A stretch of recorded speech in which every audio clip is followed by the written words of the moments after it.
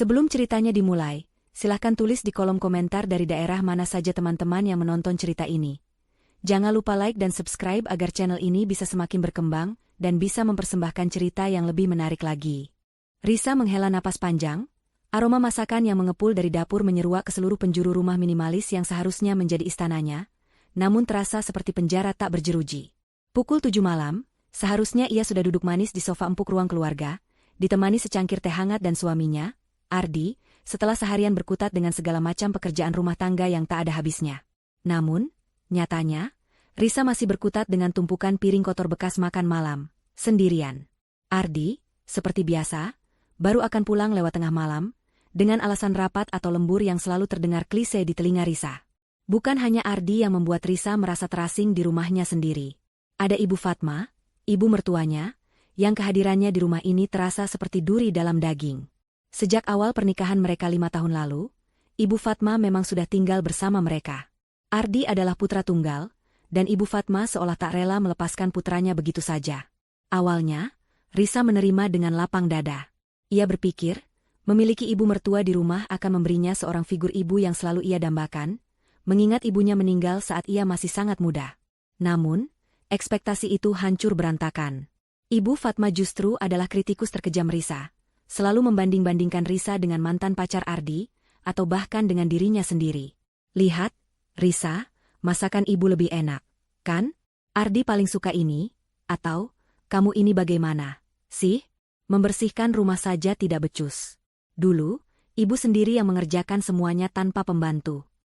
Kalimat-kalimat itu bagai belati yang menusuk hati Risa berulang kali. Ardi, jangan ditanya.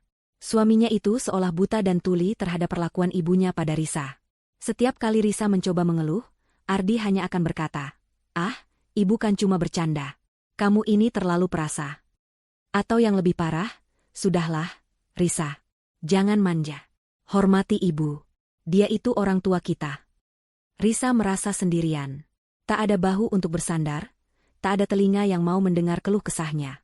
Ia seperti hidup dalam gelembung, terisolasi dari dunia luar, hanya berinteraksi dengan 2 orang yang seharusnya menjadi keluarga terdekatnya, namun justru menjadi sumber penderitaan. Malam itu, setelah selesai dengan urusan dapur, Risa melangkah gontai menuju kamar tidur. Ia melihat kemeja kerja Ardi yang tergeletak di lantai, bekas buru-buru dilepas. Risa mengambil kemeja itu untuk dimasukkan ke keranjang cucian.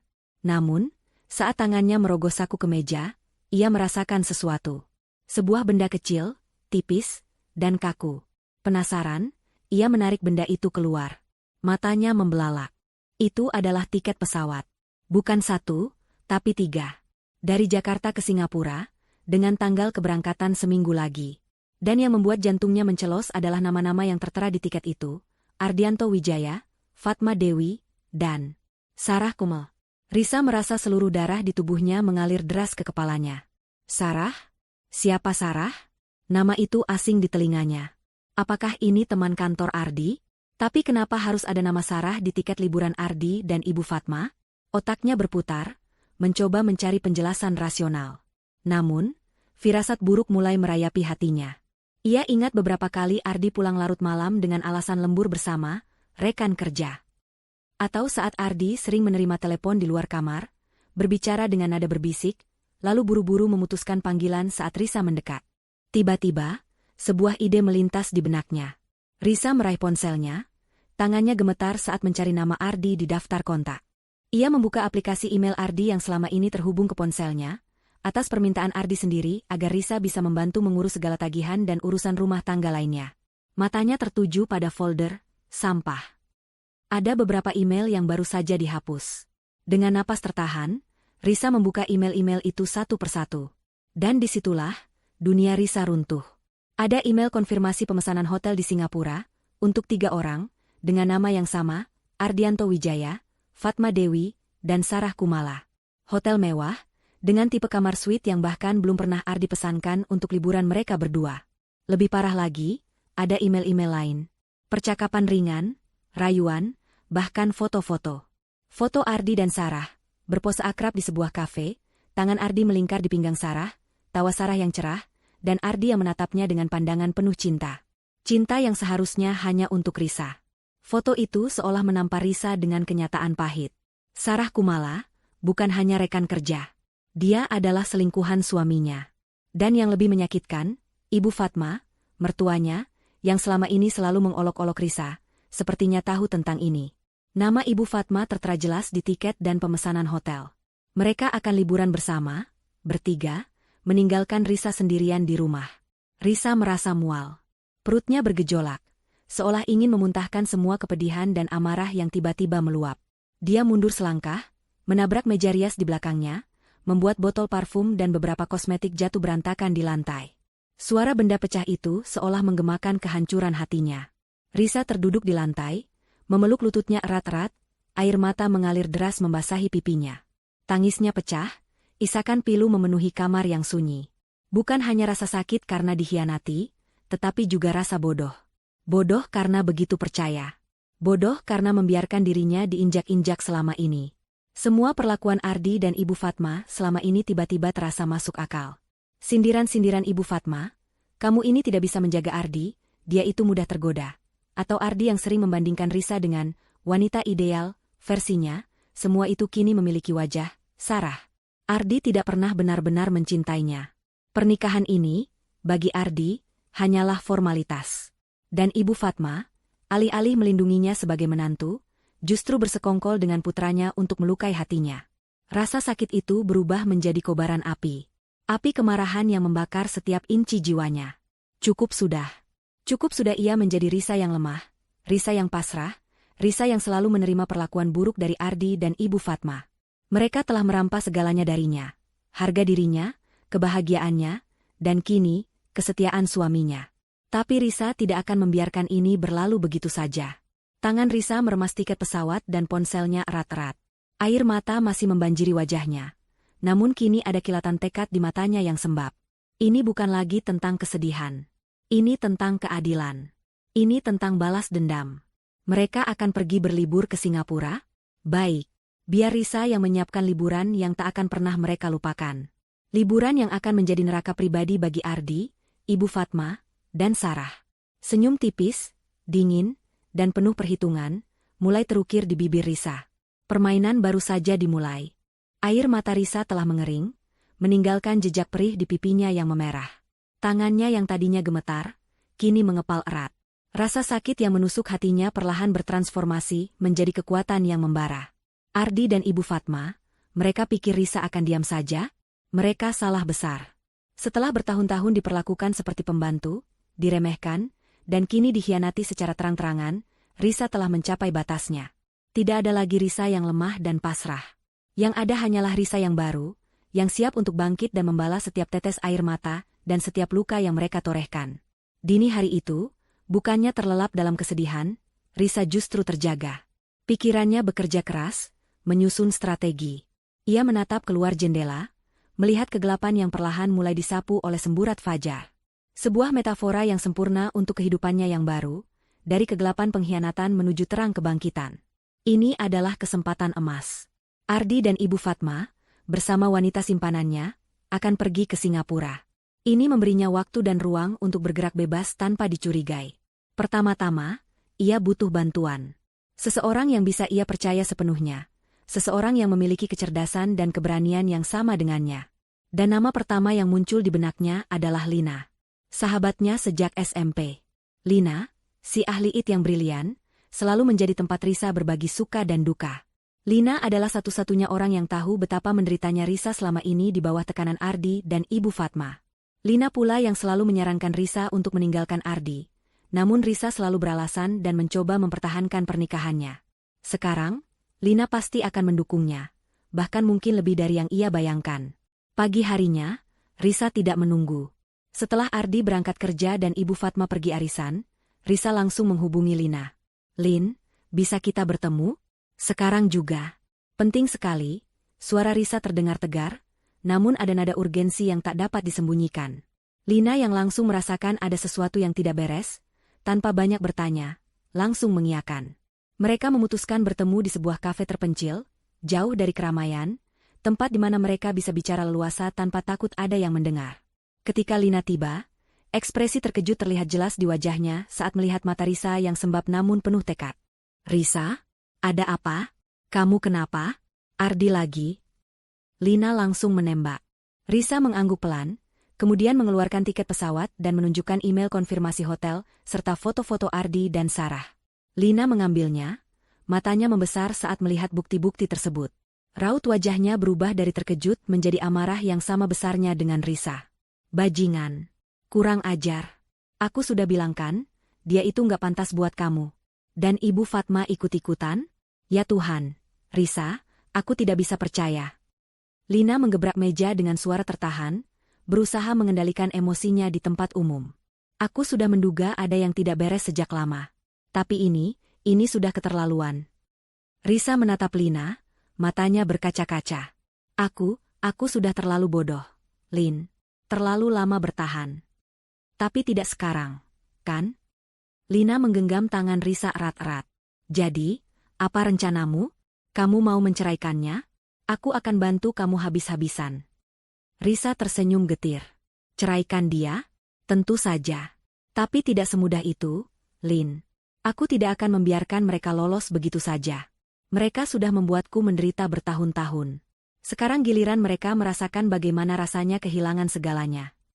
Risa menceritakan semua detail rencananya, mulai dari niatnya untuk membuat Ardi dan Ibu Fatma bangkrut di Singapura, hingga rencana untuk menjatuhkan karir Ardi dan mengambil kembali semua asetnya.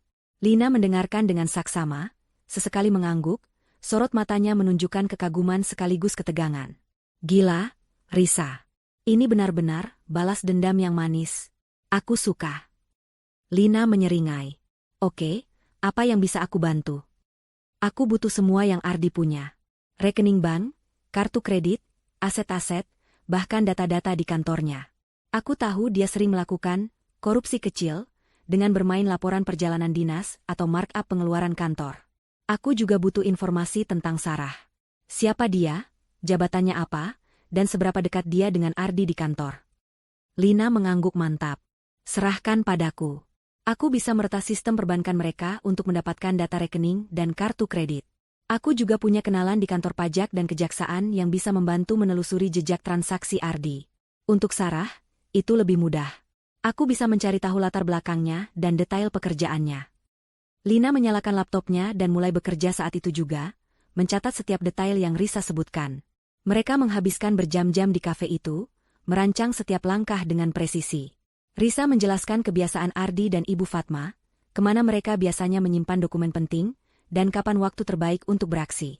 Lina, dengan keahliannya di bidang teknologi dan jaringan informasi, menambahkan detail teknis yang tak terpikirkan oleh Risa. Kau harus memastikan mereka benar-benar terisolasi begitu sampai di Singapura, saran Lina. Memblokir kartu kredit itu bagus. Tapi bagaimana dengan komunikasi? Mereka pasti akan menghubungi kenalan atau bahkan kamu. Itu sudah kupikirkan, jawab Risa, matanya berbinar. Sebelum mereka berangkat, aku akan berpura-pura baik-baik saja dan membantu mereka berkemas. Saat itulah aku akan mengganti kartu SIM mereka. Aku sudah punya 2 kartu SIM prabayar baru yang tidak terdaftar atas nama siapapun. Begitu mereka di Singapura, kartu SIM mereka akan mati, dan mereka hanya akan bisa menggunakan kartu SIM pengganti itu. Brilian. Lina tertawa. Tapi bagaimana dengan paspor dan dokumen penting lainnya? Mereka pasti membawanya. Aku sudah memikirkan itu juga, kata Risa. Aku akan memfotokopi semua paspor dan dokumen perjalanan mereka. Bukan untukku, tapi untuk bukti di kemudian hari. Risa juga menjelaskan rencananya untuk membuat cadangan digital semua bukti pengkhianatan Ardi, termasuk email dan foto-foto, agar tidak bisa dihapus. Lina mencatat semua poin krusial itu. Dan begitu mereka di sana, kamu harus pastikan tidak ada celah. Jangan angkat telepon mereka, jangan balas pesan mereka, kecuali memang bagian dari rencanamu untuk mempermainkan mereka. Risa mengangguk. Itulah intinya. Aku akan membiarkan mereka merasakan bagaimana rasanya terpuruk dan tidak memiliki siapa-siapa. Sama seperti yang mereka buat aku rasakan. Lina lalu mulai memberikan instruksi kepada Risa tentang bagaimana cara mengumpulkan data secara fisik, seperti nomor kartu kredit yang tercetak di kartu mereka, atau nomor rekening bank yang mungkin tercatat di slip gaji atau tagihan. Semakin banyak informasi yang kamu dapatkan, semakin mudah bagiku untuk melumpuhkan mereka dari jarak jauh, jelas Lina. Cari tahu jadwal kerja Ardi dan kapan Ibu Fatma tidak di rumah. Kita harus bergerak cepat dan senyap. Mereka sepakat untuk terus berkomunikasi melalui aplikasi pesan transkripsi yang aman. Risa merasa lega. Beban berat di dadanya sedikit terangkat. Memiliki Lina di sisinya memberinya kekuatan yang luar biasa. Lina bukan hanya sahabat, tapi juga sekutu yang sempurna dalam misi balas dendam ini. Risa membayangkan wajah Ardi dan Ibu Fatma saat mereka menyadari bahwa semua yang mereka miliki telah lenyap. Bayangan itu memberinya kepuasan yang dingin. "Terima kasih, Lin," kata Risa tulus. "Aku tidak tahu harus berbuat apa tanpamu." Hari-hari berlalu dengan cepat. Setiap detik terasa seperti jarum jam yang berdetak ke arah balas dendam Risa. Di permukaan, Risa tetaplah istri yang patuh dan menantu yang sabar. Senyum palsunya terukir sempurna, menyembunyikan badai yang bergejolak di dalam hatinya. Ardi dan Ibu Fatma tidak sedikit pun curiga. Mereka bahkan tampak lebih ceria dari biasanya, diselimuti euforia liburan yang sebentar lagi akan mereka nikmati bersama, orang ketiga, yang tak Risa kenal itu.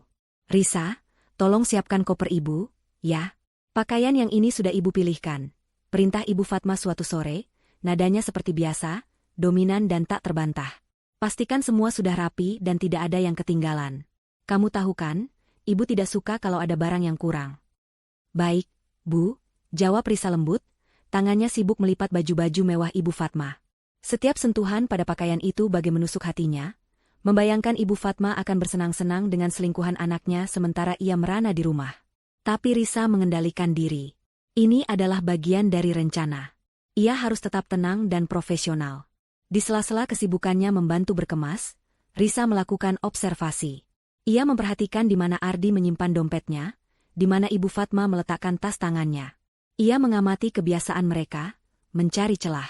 Berkat bantuan Lina, Risa sudah memiliki daftar detail finansial Ardi dan Sarah, termasuk nomor kartu kredit dan rekening bank. Lina juga telah mengumpulkan informasi tentang Sarah. Ia adalah manajer pemasaran di perusahaan yang sama dengan Ardi, dikenal ambisius, dan selalu mencari jalan pintas untuk mendapatkan keuntungan. Semakin Risa tahu tentang Sarah, semakin ia merasa muak. Malam sebelum keberangkatan, suasana di rumah terasa aneh bagi Risa. Ardi pulang lebih awal, senyumnya mengembang, sesekali melirik Risa seolah ingin memastikan istrinya baik-baik saja dan tidak mencurigai apapun. "Risa, kamu tidak apa-apa, kan kalau kami tinggal sebentar? Ini liburan mendadak dari kantor," kata Ardi, mencoba meyakinkan dengan alasan yang Risa tahu persis hanyalah bualan. "Tidak apa-apa, Mas. Kalian bersenang-senang saja di sana," jawab Risa, memberikan senyum paling manis yang ia bisa. "Aku akan menjaga rumah dengan baik. Dan jangan lupa, nanti sebelum berangkat, koper-koper Mas dan Ibu akan kubantu cek lagi." Ardi mengangguk puas. Dia tidak tahu bahwa di balik senyum itu, Risa sedang merancang jebakan yang akan menjerat mereka. Kesempatan emas itu datang beberapa jam kemudian, saat Ardi dan Ibu Fatma sudah terlelap dalam tidurnya. Risa, yang pura-pura tidur, bangun perlahan dari ranjang. Dengan langkah kaki seringan bulu, ia menuju ke ruang kerja Ardi. Ponsel Ardi tergeletak di meja samping tempat tidur, masih terhubung dengan pengisi daya. Ini adalah target utamanya. Dengan tangan gemetar namun penuh tekad, Risa mengambil ponsel Ardi. Ia sudah menyiapkan 2 kartu SIM prabayar baru yang ia beli secara tunai di konter kecil, tidak terdaftar atas namanya siapapun. Ia tahu Ardi punya kebiasaan tidak mengunci ponselnya saat tidur. Terlalu percaya pada Risa yang dianggapnya tidak akan pernah memeriksa apapun. Celah itu ia manfaatkan. Dengan hati-hati, Risa membuka slot kartu SIM di ponsel Ardi. Ia mengeluarkan kartu SIM utama Ardi, dan menggantinya dengan salah satu kartu SIM prabayar yang baru. Kartu SIM asli Ardi ia masukkan ke dalam amplop kecil, dan menyimpannya di tempat tersembunyi. Proses yang sama ia lakukan pada ponsel Ibu Fatma yang tergeletak di meja samping tempat tidurnya. Ibu Fatma adalah pengguna ponsel lama, sehingga proses penggantian SIM lebih mudah. "Selamat menikmati, Bu, Mas," bisik Risa dalam hati, senyum sinis tersungging di bibirnya. Mereka tidak akan bisa menghubungi siapapun dengan nomor lama mereka begitu sampai di Singapura. Nomor-nomor baru itu akan menjadi saluran satu-satunya, dan Risa memastikan bahwa nomor itu tidak terdaftar untuk data roaming internasional. Setelah urusan kartu SIM selesai, Risa beralih ke koper-koper yang sudah setengah terisi. Ini adalah bagian kedua dari rencananya. Ardi dan Ibu Fatma biasanya menyimpan paspor dan dokumen perjalanan lainnya di dalam tas selempang kecil atau di saku bagian depan koper.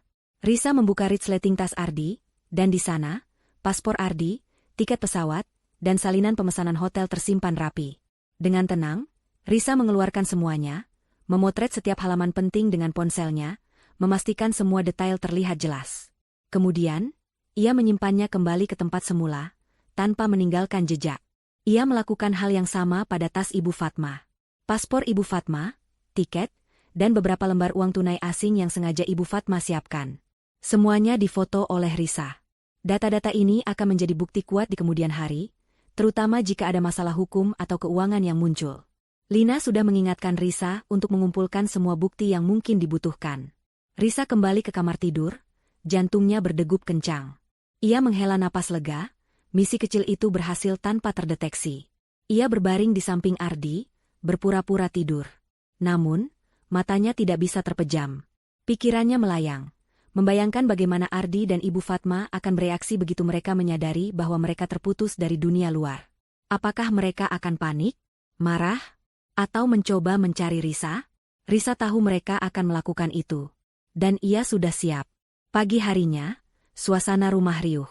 Ardi dan Ibu Fatma bersemangat bersiap-siap.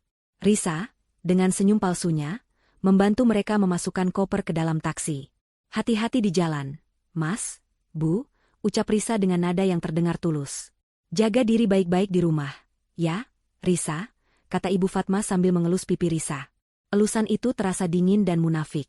Risa hanya tersenyum simpul. Ardi mendekat, mengecup kening Risa. Nanti aku kabari ya kalau sudah sampai. Iya, Mas. Hati-hati. Saat taksi melaju pergi, membawa Ardi, Ibu Fatma, dan impian mereka tentang liburan bahagia dengan Sarah, Risa berdiri di ambang pintu, menyaksikan mereka menghilang dari pandangan. Senyum di wajahnya perlahan luntur, digantikan oleh ekspresi dingin dan penuh perhitungan. Selamat menikmati penerbangan kalian, dan selamat datang di neraka kecil yang sudah aku siapkan, bisiknya pelan, seolah mengucapkan mantra. Rumah terasa sunyi, namun bagi Risa, kesunyian ini terasa berbeda. Bukan lagi kesunyian yang mencekik, melainkan kesunyian yang membebaskan. Ia melangkah masuk, menuju ruang kerjanya yang baru, yang ia siapkan khusus untuk misi ini. Laptop sudah menyala, ponsel terisi penuh. Saatnya untuk beralih ke fase berikutnya. Risa menghubungi Lina. Lin, mereka sudah berangkat. Kartu SIM sudah terganti, semua dokumen sudah difoto. Bagus. Suara Lina terdengar antusias di seberang telepon. Sekarang, aku akan mulai bekerja. Dalam beberapa jam ke depan, kartu kredit dan akun bank mereka akan mulai diblokir. Aku juga akan mematikan akses mereka ke email dan akun media sosial dari jarak jauh, untuk sementara. Jadi mereka benar-benar tidak bisa berkomunikasi dengan dunia luar. Dan aku, kata Risa, matanya menatap tajam ke layar laptopnya, di mana ia membuka semua data yang ia kumpulkan, akan memastikan tidak ada satupun orang yang bersimpati kepada mereka saat mereka mulai terpuruk. Aku akan mulai menyebarkan kebenaran tentang Ardi dan Sarah, dan bagaimana mereka memperlakukanku. Ada jeda singkat. Lina tertawa kecil. Sempurna, Risa. Sempurna. Aku tidak sabar menunggu drama selanjutnya. Pastikan kamu mematikan ponselmu saat mereka mulai menelepon nanti. Tentu saja, jawab Risa, senyum dingin kembali mengembang. Pesawat yang membawa Ardi, Ibu Fatma, dan Sarah mendarat mulus di Bandara Changi, Singapura. Udara tropis yang lembab menyambut mereka, kontras dengan hawa dingin yang Risa rasakan di rumah. Senyum merekah di wajah ketiganya. Ini adalah awal dari liburan impian yang telah mereka rencanakan diam-diam. Ibu Fatma terlihat anggun dengan setelan desainer, sementara Sarah, dengan rambutnya yang tergerai indah, tampak begitu bahagia. Ardi, di tengah-tengah dua wanita itu, merasa seperti raja. Akhirnya kita sampai, sayang, bisik Ardi sambil merangkul pinggang Sarah. Siapkan dirimu untuk liburan yang luar biasa. Ibu Fatma tersenyum puas. Jangan lupa, Ardi, nanti kita makan malam di restoran fine dining yang ibu lihat di majalah. Kamu kan yang bayar. Tentu saja, Bu, jawab Ardi enteng, tanpa menyadari bahwa kalimat itu adalah ironi yang akan menjadi kenyataan pahit bagi mereka. Sejak tiba di hotel mewah yang telah dipesan Ardi, mereka langsung tenggelam dalam kemewahan. Kolam renang infinity dengan pemandangan kota, kamar suite yang luas dengan balkon pribadi, dan pelayanan prima. Sarah tak henti-hentinya bersuah foto, mengunggah setiap momen ke media sosialnya dengan caption puitis tentang keindahan dan kedamaian. Ibu Fatma pun tak mau kalah, memamerkan tas barunya di lobi hotel. Ardi sesekali ikut berpose, senyum lebar terukir di wajahnya. Lihat, Risa pasti sedang kesal di rumah. celetuk Ibu Fatma saat mereka sedang menikmati sarapan mewah di restoran hotel. Dia tidak tahu apa-apa, kan? Ardi tertawa. Tidak akan, Bu. Risa itu polos. Dia mana tahu hal-hal seperti ini. Mereka tidak tahu bahwa setiap unggahan mereka, setiap senyum palsu mereka, adalah bahan bakar bagi api dendam yang berkobar di hati Risa. Risa tidak perlu mengintip ponsel mereka. Ia hanya perlu membuka media sosial dan melihat sendiri betapa bahagianya mereka di atas penderitaannya. Kemarahan Risa semakin memuncak, tetapi ia menjadikannya motivasi untuk melangkah ke tahap selanjutnya. Di tengah kesenangan mereka, Ardi menyadari ponselnya terasa aneh. Sinyalnya kadang hilang timbul, dan ia kesulitan menerima panggilan atau mengirim pesan. Aneh sekali sinyal di sini, gumamnya pada Sarah. Mungkin kartu SIM-ku ada masalah. Coba kamu restart saja, Mas. Saran Sarah cuek, sibuk memilih hidangan penutup. Ardi mencoba menghubungi Risa beberapa kali untuk sekadar menyombongkan diri atau meminta sesuatu yang remeh-temeh, seperti menanyakan di mana ia menyimpan kancing cadangan kemejanya. Namun, panggilannya tidak pernah tersambung. Sepertinya Risa sibuk atau ponselnya mati, pikir Ardi, tidak terlalu peduli. Sementara itu, di Jakarta, Risa sedang duduk santai di sofa ruang keluarga, menikmati teh hangat dan menonton serial favoritnya. Ponselnya terus bergetar dengan panggilan tak terjawab dari nomor-nomor asing, yang ia yakini adalah nomor baru Ardi dan Ibu Fatma. Risa hanya tersenyum dingin, membiarkan panggilan-panggilan itu berlalu begitu saja. Ia tahu mereka akan mulai panik, tapi ia belum mau meladeni mereka. Bukan sekarang. Fase 1 selesai, bisik Risa pada dirinya sendiri. Ini adalah isyarat bagi Lina. Melalui pesan terenkripsi, Risa memberitahu Lina bahwa Ardi dan Ibu Fatma sudah mendarat dan mulai menikmati liburan mereka. Saatnya untuk langkah pertama, tulis Risa. Lina langsung mengangguk di ujung sana. Dari balik layar komputernya, jari jemari Lina menari di atas keyboard dengan kecepatan luar biasa. Dia memulai operasinya. Satu persatu, kartu kredit Ardi, Visa, Mastercard, American Express, dinonaktifkan. Lina menggunakan alasan fraudulent activity dan laporan kehilangan kartu yang telah dipalsukan. Kemudian, ia menyasar kartu debit dan akses online banking. Semua akun Bank Ardi, baik rekening pribadi maupun rekening bersama Risa, dibekukan. Dana di dalamnya ditransfer secara diam-diam ke rekening aman milik Risa yang baru dibuka dan tidak terdeteksi. Lina juga mengacak-acak akun e-wallet Ardi dan akses pembayaran digital lainnya. Ia memastikan Ardi tidak akan bisa melakukan transaksi sekecil apapun, bahkan hanya untuk membeli air minum kemasan. Ini bukan hanya tentang memblokir. Ini tentang mengeringkan sumber daya mereka secara total. Kembali ke Singapura, Ardi, Ibu Fatma, dan Sarah sedang bersiap untuk makan malam mewah yang sudah direncanakan Ibu Fatma. Mereka berdandan rapi, penuh ekspektasi akan hidangan lezat dan suasana romantis. Mereka tiba di restoran bintang 5 itu, dan Ardi menyerahkan kartu kreditnya untuk melakukan reservasi. Maaf, Tuan, kata pelayan dengan sopan, kartu Anda ditolak. Ardi mengerutkan kening. Mustahil. Mungkin ada masalah jaringan. Coba lagi dengan kartu yang lain. Ia mengeluarkan kartu kreditnya yang lain, dan kemudian kartu debitnya. Maaf, Tuan, semua kartu Anda ditolak. Ulang pelayan itu, kini dengan nada yang sedikit berbeda, ada keraguan dan kecurigaan di matanya. Dan sepertinya, semua akun Anda diblokir. Wajah Ardi memucat. Ibu Fatma dan Sarah saling pandang. Apa maksudmu diblokir? Kami sedang liburan. Itu tidak mungkin. Ardi mulai panik. Baiklah, saya akan periksa lagi, kata pelayan itu, namun jelas terlihat dia sudah curiga pada Ardi. Di sebuah toko perhiasan mewah, Sarah mencoba sepasang anting berlian yang indah. Ini cocok sekali untukku, sayang, katanya pada Ardi, belikan ya. Ardi, yang masih sedikit bingung dengan masalah kartunya di restoran, mencoba menggunakan kartu kreditnya lagi. Dan sekali lagi, hasilnya sama, ditolak. Ada apa ini, Ardi? Sarah mulai kesal. Kamu bilang mau membelikanku sesuatu. Ardi mulai berkeringat dingin. Dia mencoba menghubungi banknya, tetapi ponselnya masih menunjukkan masalah sinyal. Dia mencoba menghubungi Risa lagi, berharap Risa bisa membantu memeriksa rekeningnya. Namun, panggilannya lagi-lagi tidak tersambung. Mungkin kamu salah PIN, Ardi, kata Ibu Fatma, mencoba berpikir positif, meskipun kekhawatiran mulai merayapi wajahnya. Coba saja tarik tunai dari ATM. Mereka bergegas mencari ATM terdekat. Ardi memasukkan kartu debitnya, mengetik PIN, dan memilih jumlah penarikan. Layar ATM menunjukkan pesan, transaksi tidak dapat diproses. Akun Anda diblokir. Ardi mencoba kartu lainnya, hasilnya sama. Kepanikan mulai merayapi mereka bertiga. Mereka terdiam, menatap layar ATM yang mengumumkan kehancuran finansial mereka. Ini tidak mungkin, kata Ardi, suaranya tercekat. Bagaimana bisa semua kartuku diblokir? Kita tidak punya uang tunai yang cukup untuk hidup di sini. Sarah melihat sekeliling, merasa malu. Kita harus hubungi seseorang. Ardi, bagaimana kita bisa pulang? Aku sudah coba hubungi Risa, tapi tidak bisa. Ardi membentak, frustrasi. Ponselku bermasalah.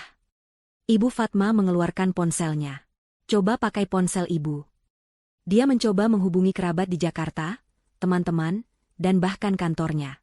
Namun, tak satu pun panggilan yang tersambung. Sinyal yang buruk, panggilan yang gagal, seolah dunia memutuskan hubungan dengan mereka. Mereka tidak tahu bahwa itu adalah ulah Risa. Ini ada yang tidak beres. Ibu Fatma akhirnya berseru, mulai ketakutan. Kita terdampar di sini. Siapa yang melakukan ini? Ardi dan Sarah saling pandang, wajah mereka pucat pasi.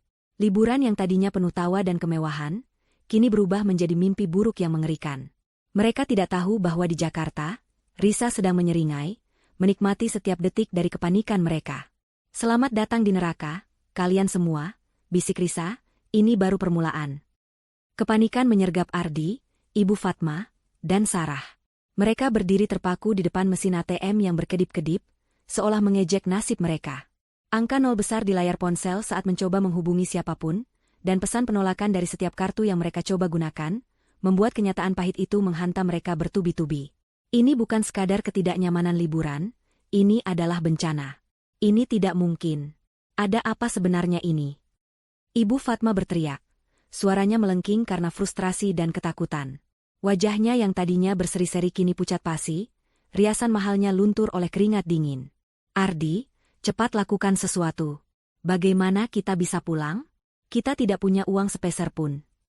Ardi, yang biasanya terlihat tenang dan berwibawa, kini sama kacaunya. Rambutnya sedikit acak-acakan, kemejanya mulai kusut. Ia terus mencoba menelepon, kali ini fokus pada nomor Risa. Risa, angkat teleponnya. Risa, ini gawat, teriaknya pada ponsel yang mati. Ia tidak tahu bahwa ponsel itu memang sudah diganti kartu SIM-nya, dan nomor lamanya sudah tidak aktif. Mungkin Risa tahu apa yang terjadi, gumam Ardi. Dia yang mengurus semua keuangan rumah tangga. Mungkin dia salah memblokir kartu atau apa. Sarah, yang tadinya angkuh, kini terlihat rapuh. Tubuhnya gemetar. Bagaimana ini, Mas? Aku tidak punya uang tunai. Dompetku hanya berisi beberapa lembar dolar Singapura yang tidak cukup untuk apa-apa. Kita bahkan belum makan malam. Perutnya keroncongan, menambah penderitaannya. Mereka mencoba menelepon lagi, berkali-kali. Panggilan ke Risa, ke teman kantor, ke kerabat, bahkan ke pihak bank. Namun, upaya mereka sia-sia. Ponsel Ardi hanya bisa digunakan untuk menghubungi nomor-nomor lokal Singapura yang tidak terdaftar, dan tidak ada satupun yang berhasil terhubung dengan orang yang mereka kenal di Indonesia. Ponsel Ibu Fatma pun demikian. Seolah-olah mereka telah dihapus dari peta komunikasi global. Di Jakarta, Risa tersenyum tipis melihat layar ponselnya. Ada belasan panggilan tak terjawab dari nomor-nomor asing yang ia kenali. Itu pasti Ardi dan Ibu Fatma. Ia membiarkannya berdering, membiarkan kepanikan mereka memuncak. Ia tahu persis bagaimana rasanya diabaikan dan tidak berdaya. Kini, giliran mereka merasakannya. Sudah mulai panik ya? Risa mengirim pesan singkat kepada Lina. Tentu saja, balas Lina cepat. Semua kartu mereka sudah kublokir permanen.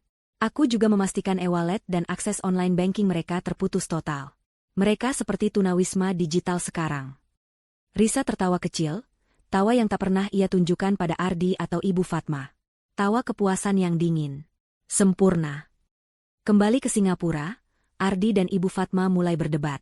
Ini pasti ulah Risa. Dia pasti tahu sesuatu, tuduh Ibu Fatma. Atau dia sengaja melakukan ini karena tahu kita akan liburan. Mana mungkin, Bu? Risa itu mana berani berbuat seperti ini? Ardi membantah, meskipun dalam hatinya mulai tumbuh bibit-bibit kecurigaan. Lagi pula, apa untungnya dia melakukan ini? Dia juga akan ikut rugi kalau semua kartu diblokir.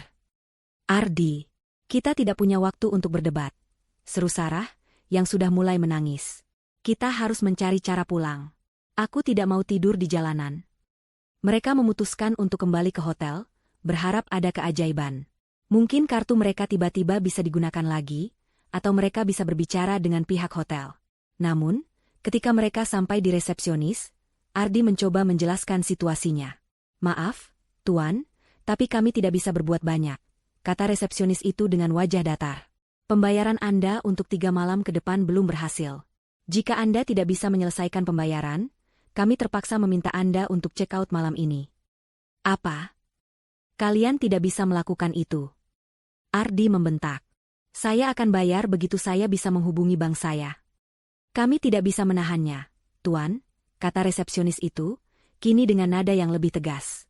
Ini adalah kebijakan hotel. Ibu Fatma dan Sarah syok. Mereka baru saja menghabiskan 2 malam di kamar suite mewah, dan kini mereka akan diusir? Mimpi buruk ini semakin menjadi-jadi. Mereka mencoba bernegosiasi, memohon, bahkan Ibu Fatma mencoba mengeluarkan air mata. Namun, tidak berhasil. Pihak hotel tidak peduli. Mereka butuh uang. Dengan terpaksa, Ardi, Ibu Fatma, dan Sarah mengemasi barang-barang mereka. Dengan ransel dan koper yang tadinya berisi barang-barang mewah, kini terasa begitu berat. Mereka keluar dari hotel, di bawah tatapan aneh para staf dan tamu lainnya. Malam sudah semakin larut, dan mereka terdampar di jalanan Singapura, sebuah kota metropolitan yang indah namun kejam bagi mereka yang tidak berdaya. Bagaimana ini, Mas? Sarah menangis terseduh-seduh. Aku tidak punya siapa-siapa di sini. Kita harus ke bandara, putus Ardi, mencoba berpikir jernih di tengah kepanikan. Mungkin kita bisa menemui maskapai dan menjelaskan situasi kita. Siapa tahu mereka bisa membantu kita pulang. Mereka menyeret langkah, melintasi jalanan yang ramai. Mereka mencoba mencari taksi, namun tak ada uang tunai. Mereka mencoba mencari kendaraan umum, namun mereka bahkan tidak tahu bagaimana sistem transportasinya, dan lagi-lagi, tidak punya uang untuk membayar tiket. Kaki mereka pegal, perut mereka lapar, dan mental mereka mulai hancur. Setelah berjam-jam berjalan tanpa arah, mereka akhirnya tiba di Bandara Changi yang megah. Mereka mencoba mencari informasi di konter maskapai. Tiket Anda sudah dibeli, Tuan, tetapi itu adalah tiket non-refundable dan tidak bisa diganti tanggal. Kecuali Anda membayar biaya pembatalan dan membeli tiket baru, jelas petugas maskapai. Tapi kami tidak punya uang. Ardi frustrasi. Kartu saya diblokir semua. Petugas itu hanya mengangkat bahu. Maaf, Tuan, itu di luar kewenangan kami. Ardi, Ibu Fatma, dan Sarah terduduk di kursi-kursi bandara yang dingin. Mereka mencoba menghubungi kenalan di Indonesia lagi, berharap ada yang bisa mentransfer uang untuk mereka. Lina, di Jakarta, dengan cepat mengantisipasi langkah ini. Ia telah menyebarkan cerita, versi Risa kepada teman-teman terdekat Ardi dan Ibu Fatma, bahkan ke beberapa kerabat jauh mereka. Cerita tentang bagaimana Ardi selingkuh dengan Sarah dan bagaimana mereka berdua, bersama Ibu Fatma, memperlakukan Risa seperti pembantu. Kebenaran yang dicampur sedikit bumbu dramatisasi yang akan membuat orang berpikir 2 kali sebelum membantu mereka. Kamu yakin tidak mau transfer uang ke Ardi, Bu? Tanya seorang kerabat kepada Ibu Fatma melalui telepon, menggunakan ponsel orang lain di bandara yang dipinjam Ardi. Tidak, aku tidak bisa, jawab kerabat itu ragu. Aku dengar cerita dari Risa, kasihan sekali dia. Sepertinya Ardi dan Ibu memang keterlaluan kali ini. Aku tidak mau ikut campur dalam masalah mereka. Telepon diputus. Wajah Ibu Fatma semakin putus asa. Tidak ada yang mau membantu. Semua orang menolak. Risa pasti sudah menyebarkan fitnah tentang kita. Ardi, yang mendengar percakapan itu, akhirnya menyadari. Risa yang melakukan ini semua. Matanya memerah, bukan hanya karena lelah, tapi karena amarah dan kekalahan. Ia mulai menyadari betapa cerdiknya Risa. Risa yang dulu lemah, kini telah menjelma menjadi musuh yang paling berbahaya. Mereka akhirnya menyerah. Dengan tubuh lelah dan perut lapar, Ardi, Ibu Fatma, dan Sarah meringkuk di kursi-kursi tunggu bandara yang dingin, mencoba tidur. Liburan impian mereka telah berubah menjadi neraka hidup, terdampar di negara asing tanpa uang, tanpa kontak, dan tanpa harapan. Mereka tidak tahu, ini hanyalah permulaan dari penderitaan yang telah Risa siapkan untuk mereka. Malam di Bandara Changi terasa begitu panjang dan dingin bagi Ardi, Ibu Fatma, dan Sarah.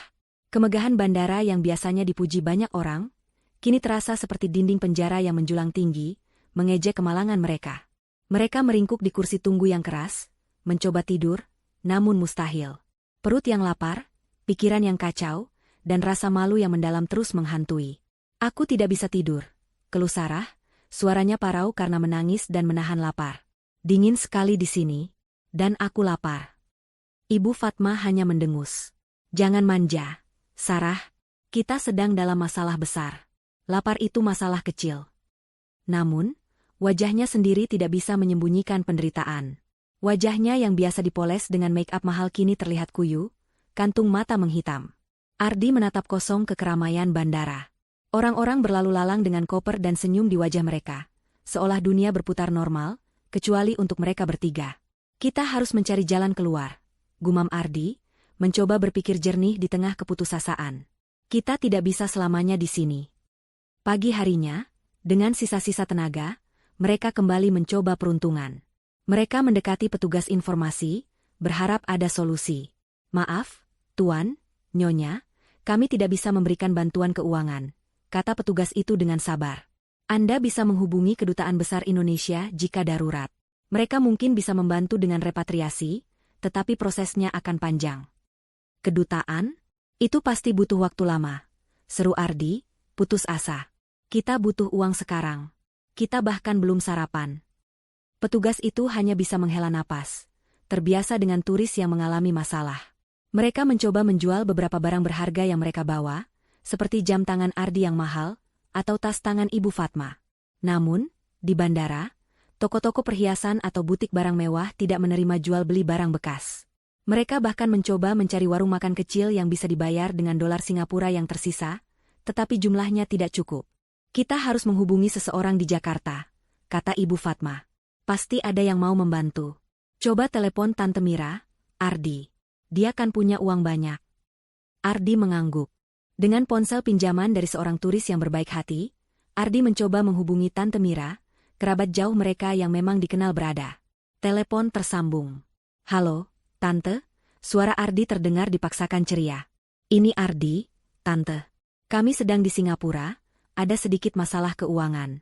Bisa Tante bantu transfer uang untuk kami? Nanti kami ganti kalau sudah pulang. Di ujung telepon, suara Tante Mira terdengar ragu. Oh, Ardi. Tante sudah dengar ceritanya dari Risa. Nak, kasihan sekali Risa itu ya. Dia bilang kamu liburan sama teman wanita? Dan Ibu Fatma juga ikut? Risa bilang kamu juga menelantarkannya di rumah. Jantung Ardi mencelos. Apa? Risa bilang apa?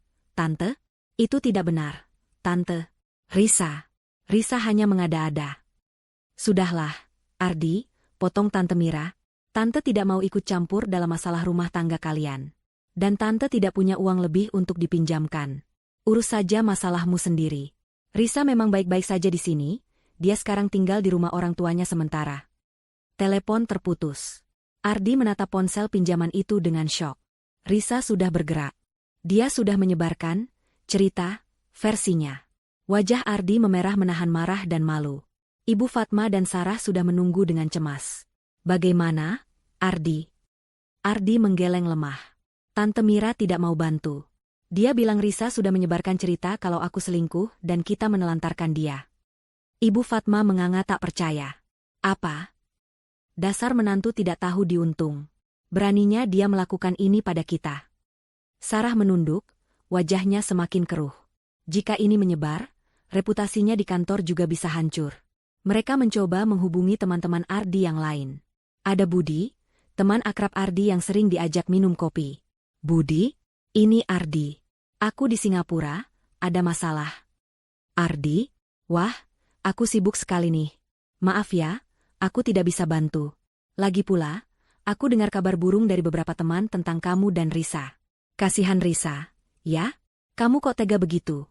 Kata Budi, nadanya terdengar dingin dan menghakimi. Sudahlah, urus saja masalahmu sendiri. Telepon putus. Satu persatu, semua orang yang mereka hubungi menolak membantu. Ada yang beralasan sibuk, ada yang pura-pura tidak mendengar, ada pula yang terang-terangan mengatakan bahwa mereka tahu apa yang terjadi dan tidak ingin terlibat dalam drama keluarga mereka. Lina telah melakukan tugasnya dengan sangat baik. Informasi yang ia sebarkan dicampur dengan sedikit bumbu dramatisasi, telah membuat semua orang memihak Risa. Citra Ardi dan Ibu Fatma yang tadinya terhormat, kini hancur di mata kenalan mereka. Tidak ada yang mau membantu, kata Ibu Fatma, air matanya mulai mengalir lagi. Kita tidak punya siapa-siapa. Ini semua salah Risa. Dia pasti merencanakan ini semua. Ardi meninju dinding di sampingnya, frustrasi memuncak. Sarah hanya bisa duduk diam, air mata mengalir membasahi pipinya. Dia tidak tahu bahwa Ardi telah menikah, dan sekarang dia terjebak dalam masalah ini.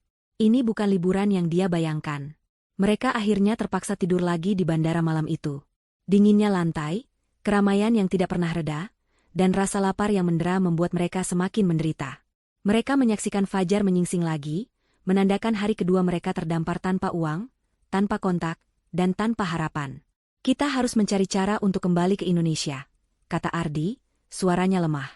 Mungkin kita bisa mencari kerja serabutan di sini untuk mendapatkan uang seadanya, atau mencoba lagi ke kedutaan. Kerja serabutan? Kamu gila, Ardi? Kita ini siapa? Kita punya reputasi, teriak Ibu Fatma. Namun, teriakannya hanya menyisakan gema di telinga mereka sendiri. Reputasi? Reputasi apa yang mereka punya sekarang? Mereka mencoba mencari bank lokal yang mungkin bisa membantu mereka menukar sisa uang receh.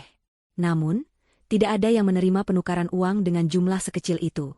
Mereka bahkan mencoba mendekati turis lain untuk meminta belas kasihan, tetapi tidak ada yang percaya cerita mereka, atau memang sengaja menghindari mereka. 3 hari terdampar di bandara. Tubuh mereka sudah bau, pakaian mereka kusut dan kotor, wajah mereka tampak lebih tua dari usia sebenarnya. Ardi yang biasa rapi, kini terlihat seperti gelandangan.